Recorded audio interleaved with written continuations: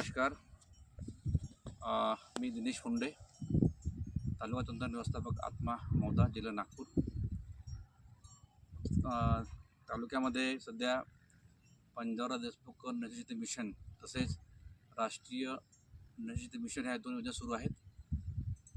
Panjabrao Deshmukh नदीशेती mission ह्या योजनेअंतर्गत मौदा दुधाळा या ठिकाणी आपण गट तयार केलेला आहे आणि आज ह्या दुधाळामध्ये श्री नामदेव रोशिंगखेडे यांच्या शेतावर आपण आलेलो आहोत आणि शेतामध्ये आपण ढेंच्या पिकाची लागवड केलेली आहे.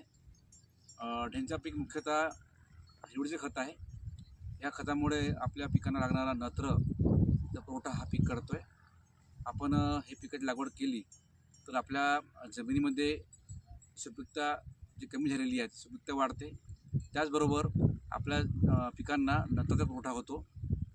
तरी ह्या योजनेमध्ये आपण सर्व शेतकऱ्यांना ढेंच्या बियाणे दिलेलं आहे आणि ह्या बियाण्यामुळे ह्या शेतकऱ्यांच्या सेंद्रिय करायला मदत झालेली आहे आणि याच्यामध्ये आपण मोठ्या प्रमाणात जर लागवड केली तर शेतकऱ्यांच्या रासायनिक खतावरती होणारा जो खर्च हा आपल्याला कमी करता येईल आणि ह्या प्रकारच्या योजना आल्यास शेतकऱ्यांना खूप मोठा फायदा होणार आहे.